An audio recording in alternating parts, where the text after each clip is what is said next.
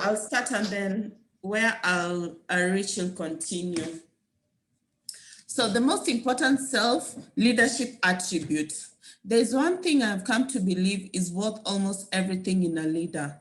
One thing that every person with influence will always have without exception. One thing that every successful person demonstrates in his or her way of life, it is discipline.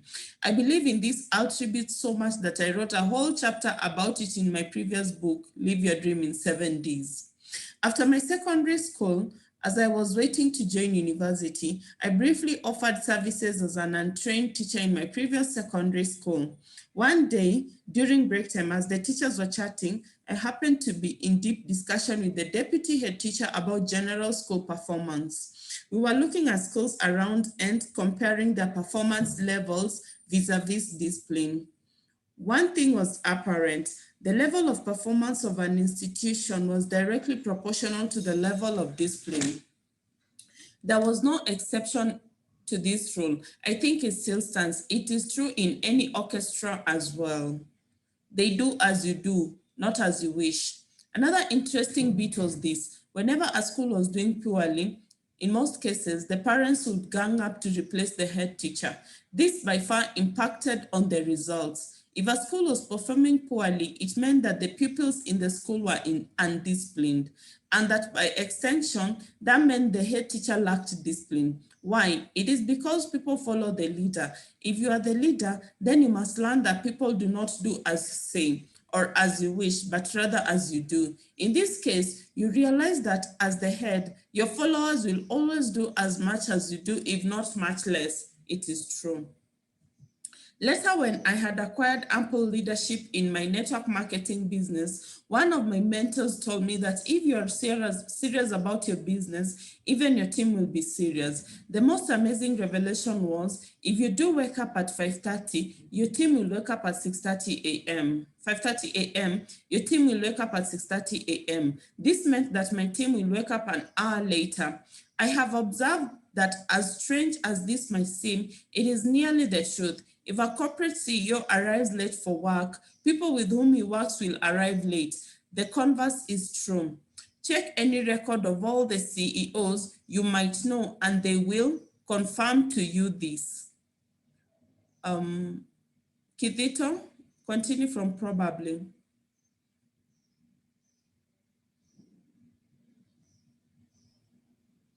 Probably you have also noticed it is with your team. That is called influence. If the director of the orchestra is late, the members will always be late. If she picks a phone calls during training, all the members will follow suit.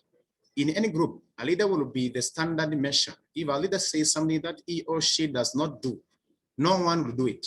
It does not matter the nature of exercise the leader may have.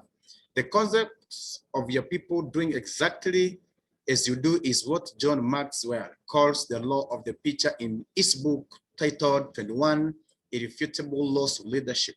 See, it is inescapable. Pupils observe teachers and follow them in all areas, including language, vocabulary, and even in pronunciations. In network marketing, I listen to people speak unconsciously or otherwise, exactly like their uplines, including grammatical mistakes. Reason? Because as the leader, you are the role model. Many of your followers try to be like you. This means if you are a bad influence and an undisciplined fellow, so will your team be. You will not circumvent this. Before you blame them, blame yourself. Discipline is choosing between what you want now and what you want most, by Abraham Lincoln. Test of this discipline. Another phenomenon is this: if you want to know how disciplined you are, the first test to give yourself is the test of timekeeping. How do you respect time? Do you keep time? There's no way you can be disciplined while you are poor in keeping time. Failure in this means you will disrespect yourself and others. It means you are unable to govern yourself. You are unable to lead yourself. No one will accept to be led by you except the very non-productive, non-ambitious fellows. The ones no one would like to be in their teams. Discipline is very central to your self-governance. The more disciplined you are, the more likely you are to succeed in your leadership. An example of discipline which I read in a book, The Richest Man in Babylon, is this. Suppose you choose to draw a pebble in a stream of water that you cross every morning to work for the next 21 days. You will simply do that. Draw a pebble a day. If you happen to forget, for whichever reason, you come back the moment you remember and draw your pebble for the day. You will not say that, well, it makes no difference. I will draw 2 tomorrow, or let me draw all at once for all the remaining days. No, just draw a pebble a day and nothing else. That, my friend, is discipline. No shortcuts, no cutting corners. Just agreeing with yourself and staying true to what you promised yourself. Inculcate the culture of self-discipline in your life and see life change. You will sit to the nobles, you will climb high in your leadership, and you will earn lots of respect and admiration. A great symphony orchestra is simply made of a highly disciplined master who is able to mold discipline into the individual members so that they can play their part at the exact moment when they should do it and stop precisely when they are supposed to it. Great music is made by extremely disciplined musicians who observe extraordinary levels of alertness and endless practice disciplined listening. Thank you, Iyo. All right. Sorry, guys. Thank you so much, Kihito, for that. Chairman, there's an echo. Okay, it's been sorted. Thank you. Karibuni sana, Melvin. Karibu sana, and thank you so much, Kihito. So I think we, from the reading of today, it's like a progression of last week, where we're talking and saying that leadership starts from self. It starts from you. So maybe you guys can tell me your reflections from what we have read today, because to me, it still sounds out that personal leadership is paramount in being a leader. You cannot lead people if you've not led yourself, first of all. So guys, what stands out for you? Dr. Eda, maybe we start with you.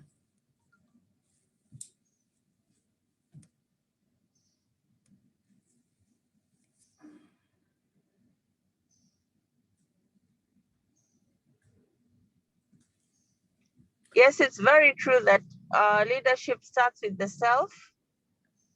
Even if I remember to my days practicing medicine, an internship and medical student, everybody knew the name of the lecturer or the consultant that was coming into the ward. And if it was somebody who was regularly on time, everybody would be there half an hour earlier. If it's somebody who was regularly late, people would say, we can go anytime, you see. And also when I was, you realize that a leader has power, influence, and authority. So everybody's looking to you for the example. And it's very true that if you do trainings or people start to copy the way you speak, the way you dress for the ladies, you know, it's very, very important to lead yourself in that respect, especially time management, personal grooming, and the way of dressing. If you continuously dress attractively but decently, the women who are dressed indecently or showing so much skin, they will eventually start feeling out of place and try to copy the way you dress. So it's very true. Okay, thank you so much. Thank you so much. Ruben Kipito, to you. What is your takeout, like the reflections of the reading? I totally agree with the sentiments of the writer. For sure, I think we are all challenged. There's a challenge as leaders. Oftentimes, it's the same to say we preach water and we take wine. I think it is a matter of. I really agree with the writer, as I said, and we need to walk the talk. Oftentimes, we lead people. Okay, there is always a difference between a leader and a manager. And sometimes there's somebody who is showing the direction, but is not taking that route or is not taking that direction. I'm saying this because it's a challenge to all of us, and therefore I really agree with the writer, and it's up for us to make the necessary changes so that we can be able to talk, to do what we are talking. Even as we are providing leadership, we are able to show people the way to do it, the way it is done. We show people the way it is practically done, and we work with them in the hard times, the good times. We be with them, and I'm sure we are going to be providing a good leadership. That is servanthood. Even Jesus Christ, I think he talked something about that. Not being a servant. He said he never came to serve, he never came to be served, but he came to serve. So we are called as leaders to be at the front line and show direction. I agree. Thank you. Thank you so much, Kipito. Asante sana. Felix Orwa.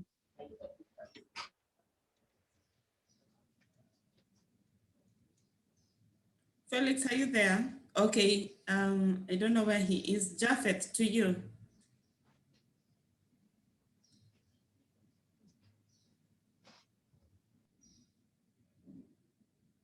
Okay.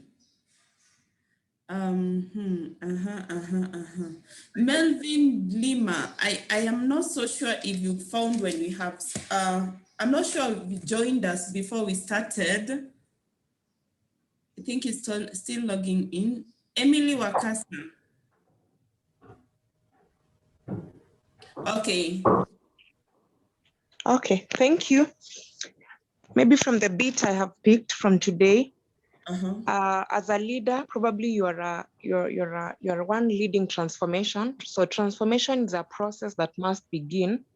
So it calls upon timekeeping. For me, it's a challenge to work on time, and also be disciplined where you are a standard measure. People are looking at you as an element of change. So what you say, what you do is very important, and it determines how people around you will see you and how they'll be able to pick what you're trying to instruct or to go in the direction you're trying to lead them.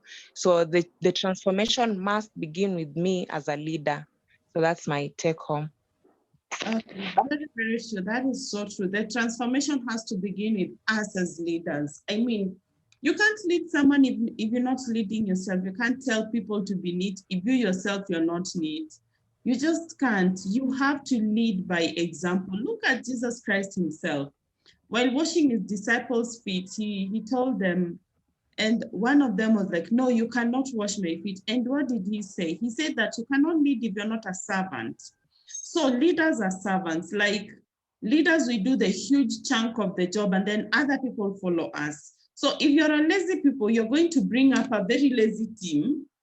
You're going to bring up a very, very lazy team. So as leaders, sit down and evaluate yourself. You as a leader, like, would you want the people you're leading to work or to walk in your footsteps? For example, if you get at, you're supposed to get at work at 8 a.m. and then you're at work at 10 a.m. I mean, the people you're leading, what time do you expect them to be there? So as a leader, you have to show example. Otieno Paul Peter, the writer of the book, on to you.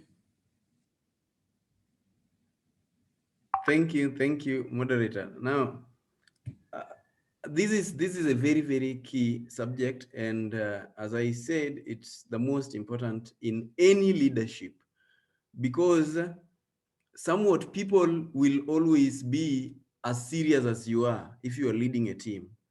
I've been in very many teams. I've been in many of them, and sometimes I choose to be part of the leadership depending on who the top leader is. Yeah. There are places I've always said, no, I can't lead here. Why? Because I know the person at the top is not a serious leader. And one of those tests, as I said, is time. Somebody can say, let's meet at 8:30, and then it comes at 9:30. I don't take them kindly. So a big thing to check, a big attribute to check in leadership is discipline. And this is something that all of us have been able to see. And if you remember your schooling, if you remember the schools that perform, there is a lot of discipline in the pupils, in the students there. There is a school in our neighborhoods back at home where children or pupils would get in, students, yeah, I call them pupils, I think up to secondary school they should be pupils. They would get in at any time, and any parent who missed school anywhere, they would take them to that school. It was run by some Asians. There was no discipline at all. You can come in with or without uniform, whatever, and they are the people who performed the least. In the same neighborhood, the same locality, everything the same, there was another school, and there is still another school that performs best, but it's the most disciplined. People must be neat, people must be doing there's something right at the right time and all sorts of things, and they perform. And you've seen people ganging up to chase some head teachers from school, and it always revolves around leadership. I've also seen this in choir organizations, the orchestras. When the director is not serious, somewhat people will not be serious, and there is no progress. If a leader is not serious with the business, is not serious with the organization, nobody else is going to be serious. It just works like that. There is no escape to this. The same thing, like Dr. Eda said, whether it follows whether we are going to talk about dressing, we are going to talk about the vocabulary, and this we see even in children. Children will pick the vocabulary of their parents. If the parents speak vulgar language, children will speak it. That's the way it works in leadership. There is no escape to that. Yeah, it's inescapable. And that's why, as leaders, we've got to model that which we want to see in the people that we lead. If we want them to be serious, we've got to be serious. If we want them to be people who dress decently, we've got to dress decently. You see, for example, in organizations where people do sales, there is a dress code that they would like to adopt. But we cannot instruct them to do that if we are not doing it. There is a language that the people want in a particular organization, and that is what builds into what we call culture in an organization, which is an important attribute in building an organization. You need culture. You need to adopt some culture that you are bringing in. If you receive phone calls in a particular way, that's the way they will do it. If you walk in a particular way, that's the way they will do it. If you don't take notes when you go for meetings, they won't take notes. Probably you've seen this when our leaders, our political leaders, president and his delegation go abroad. They are going to meet some people. The other day when they went to US, the other side, they are all seated with pens and notebooks. Our side, they don't have any notebook. They don't have any pen. They are there. Well, maybe they are more brilliant enough. They will remember everything, but they are just there folding their hands. Yeah. Because the leader doesn't have any notebook. Nobody else remembers to carry. That's the way life is. So as a leader, we've got to practice that which we want people to model. And that's what we call modeling. They look at you, the law of the pictures, as Maxwell says it. So what is it that we want in our people? Are we modeling that? What is it that we want to see in them? Are we particularly practicing that? Now, another strange one, which I've said, and I mentioned it last time, is that timing thing. Yeah, that you people will always be an hour late. So if you want them to be early, you better be early. And somewhat there is something to do with time and performance. If you are not a good timekeeper, there is a likelihood you are not a good performer. Now, let me stop there for now.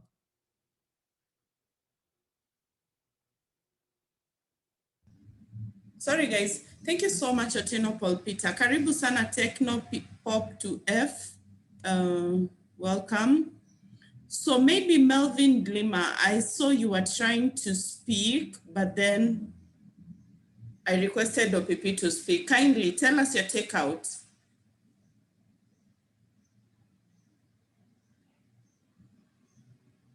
Unmute. You're muted. Right, I came in at the tail end of the meeting, but my takeout is that what I've learned is about I've learned about dress codes. I've learned about setting an example. And I've learned as well about keeping time. And uh, I think all of those are very important attributes of being a leader. Now, I might add as well that a leader has to lead a team. So he's to put Otieno Paul Peter's words into perspective. He's the conductor of the symphony orchestra. He cannot do everything himself, but by example, he has got to get other people to do uh, to do what they have to do so that the objectives of the organization that he's leading will be met. And I want to agree with Otieno Paul Peter about the fact that people who don't take notes in meetings uh, have only themselves to blame, because leaders read and readers lead. So we must lead by reading, and we need to read Otieno Paul Peter's work and people in his stable of experts even more. And in addition to that, I want to say that we must write. If you read, you must write. So if you're a leader and you have not written, then you're a leader who is a copycat. That's my take. And maybe I've spoken too much. Otieno Paul Peter, you you will forgive me. No, it's okay, Mr. It's okay. So I want a volunteer. I don't want to pick anyone right now, but I wish Emily Wakasa would start for us. Please just tell me, what does discipline mean to you? What does discipline mean to you?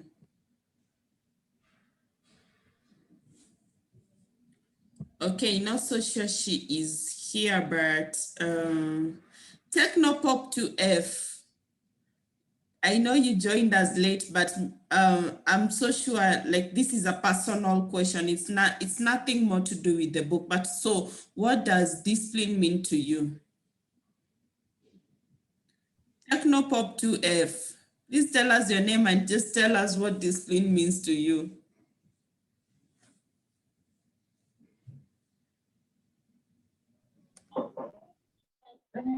Hello. Hello. Yes. Are you getting yes, me? Yes, go Yes, ahead. yes, we can. Yes, we can. Yes, my name is Liki Amolo. My name is Liki Amolo. I'm glad to join you, although I joined late. So just go on, I'll carry. Okay, thank you so much. I didn't get the first name, but I think it's Lydia Omolo. Not so sure. Yes, Leaky. Liki. Liki Omolo. Okay, thank you so much for joining us. Felix, no, not Felix, sorry. Ruben Kitito, what does discipline mean to you?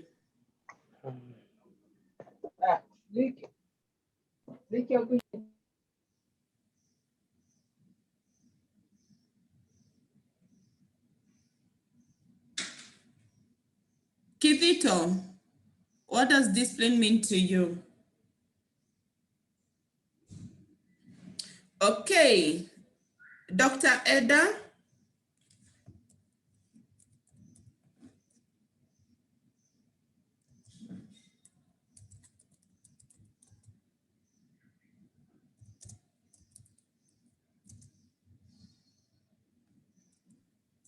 Hello, you mean the definition?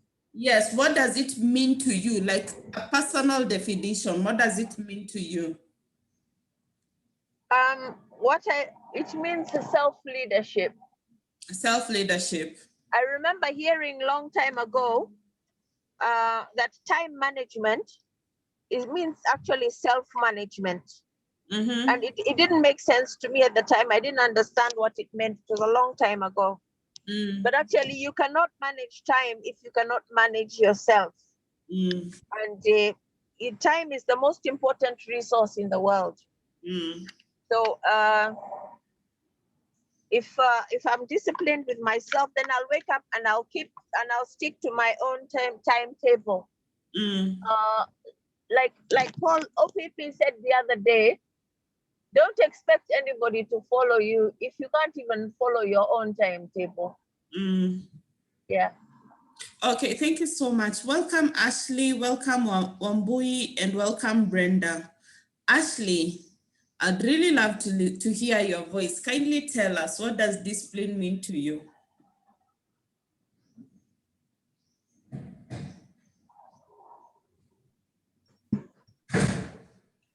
Good morning, everyone. I'm glad to be here. I'd say discipline means it's like a way of, it's like a code of behavior. Yeah, using punishment to correct disobedience. Sorry, I came in very late.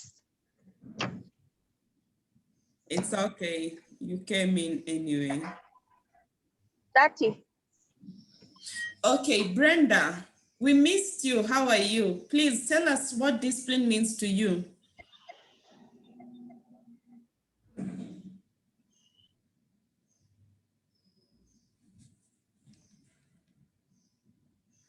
Okay. Hello. Hi. Sorry, a call came in. Okay, no problem. I just had you. Yeah, so you're asking? What does discipline mean to you? Discipline is that consistency, that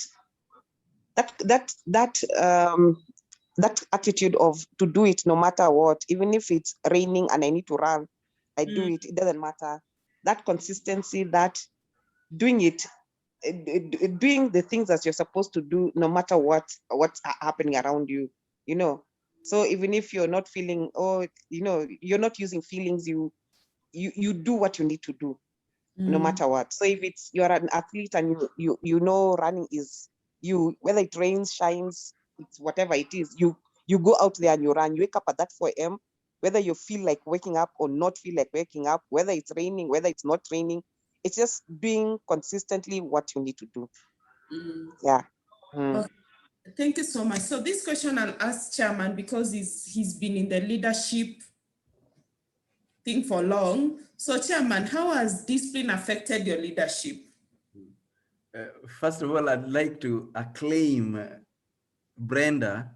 I think you must have picked that from the chapter in the previous book, Live Your Dream in 7 Days. Discipline, as I say, is choosing to do what needs to be done when it needs to be done, at whichever the time it needs to be done, whether you feel like doing it or not. And if you remember what we read in this text is that example of, I choose to throw a pebble in a stream going a particular way. I just do it, whether I'm feeling like doing it or not. If I say that I will be waking up on Monday at 6:30 to prepare for Power Monday, I will just do it, whether I am feeling like doing it or not, because I must learn to follow myself in order that people can also follow me. Because if I cannot follow myself, no one is going to follow me. You see, and discipline is something that replicates. You cannot say that you are disciplined in food, but you're not disciplined in time. Then you are not whole. You cannot be two people at the same time. So you must be somebody who tries to be disciplined so that it reflects throughout your life. Again, you've said, how has it impacted in my leadership? I've seen it many times. As I was saying, every team I lead, just because of even the time element, that I will always try to be there in time, somewhat people will try to be in time. And the enthusiasm that I show will always reflect on the team. Yeah, they will display a similar degree of enthusiasm. I've seen this also in even in direct sales. When I choose to do things a particular way, people will do them like that. And now this reflects even in the family. Yes, what is our diet, for example? What is our waking up time and things like that. So in every area, there is a way it's going to reflect, and it's always reflected. When it comes to teaching, I occasionally give talks to children in school about their performance. And I teach them exactly what I do. Yes, you know, exam is coming, set up a timetable. And I tell them my own stories. How did I do it? How did I set up a timetable? Then I know the problem is we will set it up. We are very good at doing it, but then we don't follow. So I say, I also struggled. I told myself, I need to follow this, and I follow it. Because if I follow it, I look at the results. What results do I expect? If the results I expect, if I so much desire those results, I've got to follow it. So there is a way it works almost in every facet of life. And I believe some of the people in here are leading teams. They will attest to this, that whenever they make some, they do some things that they do not want in.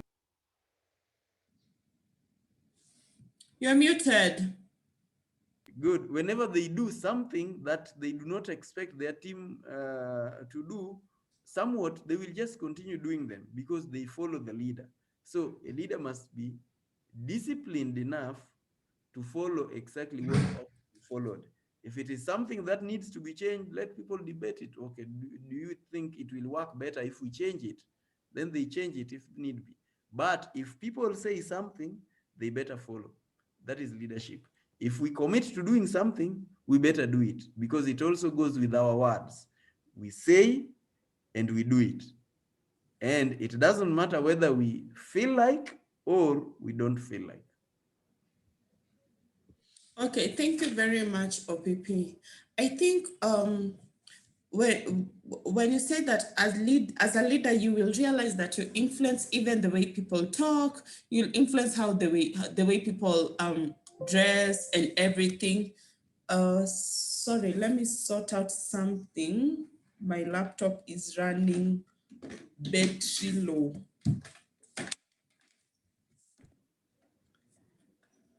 Yes.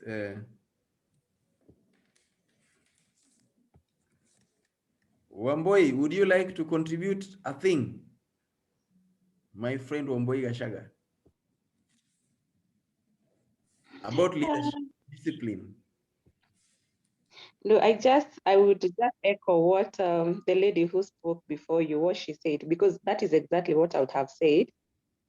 Yeah, that consistency and that routine of doing something, whether you feel like it or not. And for me, I think it's challenged me because even when it comes to parenting, there are times I at times get frustrated because I want to see my kids follow a particular pattern, but probably they are not. And I think when I've just thought about it inwardly, and I've thought probably I could be the problem. Probably I'm not consistent enough, I'm not disciplined enough, and that is why I'm not seeing the fruits that I would expect. And for me, I think that is a personal challenge that I would take up. And when I model the right way, then I think even for them, it would be very easy to follow. But thank you for the session. I'm enjoying it. Karibu sana Wamboi. Asante sana. Yeah, Jafet, today I have not heard your voice. You have decided to come and just keep quiet. Sawa, no problem. Okay, I wanted to say that we were talking about, as a leader, you will realize that the team you're leading will even with time start talking like you, they'll start dressing like you and everything. So I am an interim director of an organization, and the founder is a very good friend who is also my mentor.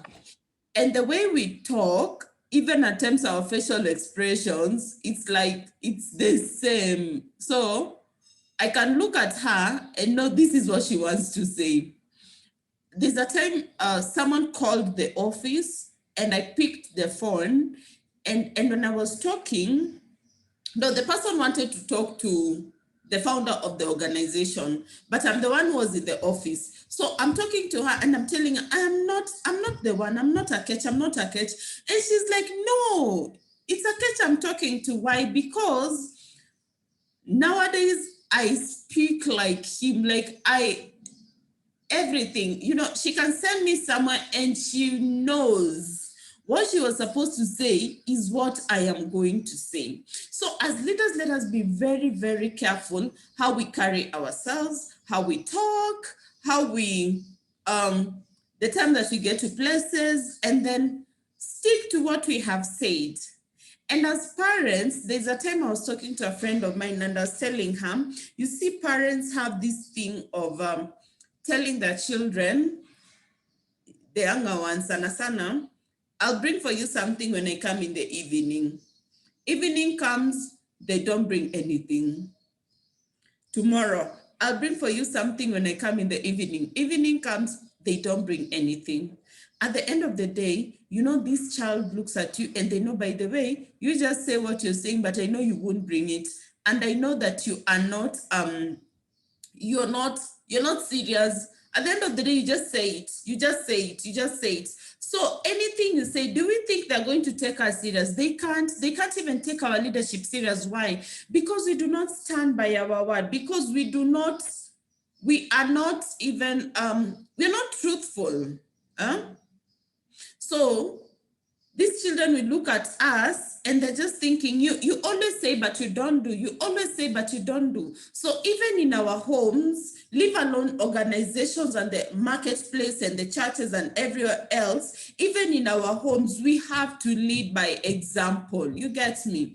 In our homes, we have to be the leaders that we want. We have to mold these children in the way that we want them to be. And the only way we can mold them is by being what we want them to be. I won't use names, but there's this singer who dresses skimpily and everything. And the other day, I think she was complaining about her children. And I was like, wait a minute. But they're just following in their mom's footsteps. I mean, this is the example that you're showing them. This is the leader that you are to them. So then they will do the very thing that you are doing, and they won't do any other thing. They won't do any better than you're doing. So be an example. Be an example to your children in the way that you want them to be, in the way that you want them to grow. So then the Bible says that train up your child. Train up your child. And by training, the best way to train is being an example to them, is being this thing that you want them to be. You can't train them when you're not that. You can't preach to them water at the same time to take wine. You can't tell your children, for the ladies, we can't tell our children to live in sexual purity, to respect themselves, and yet we are the ones who are bringing men in our houses if you're not married.